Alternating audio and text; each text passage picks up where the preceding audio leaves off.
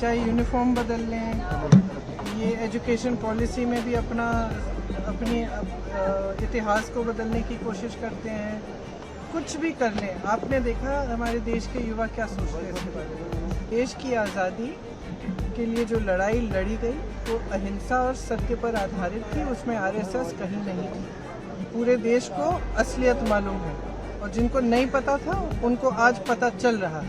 ये देश, इस देश की जो आत्मा है ना, उसमें अहिंसा, सत्य, भाईचारा है। कोई उसे निकाल नहीं सकता। आरएसएस वाले नहीं निकाल सकते, कोई नहीं निकाल सकता।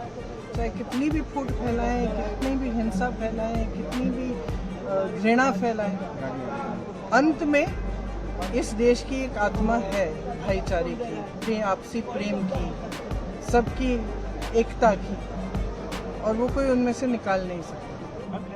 जो राहुल जी आपके सामने लाए थे उस लड़के को, उसके पूरे शरीर में पैलेट्स कहाँ से आई? आसमान से गिर गई?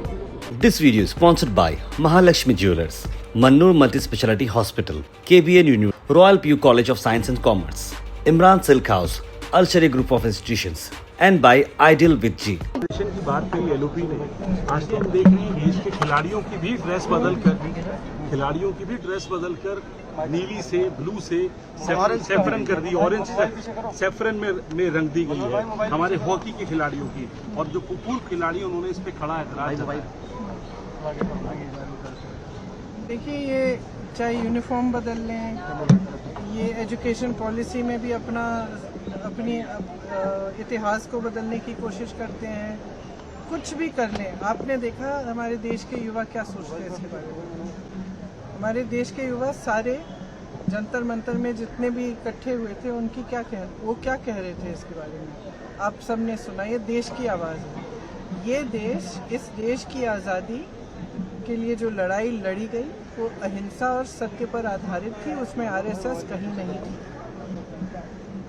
और पूरे देश को असलियत मालूम है और जिनको नहीं पता था उनको आज पता चल रहा है कि इनकी नीयत क्या है। तो कांग्रेस पार्टी ने महात्मा गांधी जी की अगुवाई में ये आंदोलन किया था। और ये देश, इस देश की जो आत्मा है ना, उसमें अहिंसा, सत्य, भाईचारा है। कोई उसे निकाल नहीं सकता। आरएसएस वाले नहीं निकाल सकते, कोई नहीं निकाल सकता।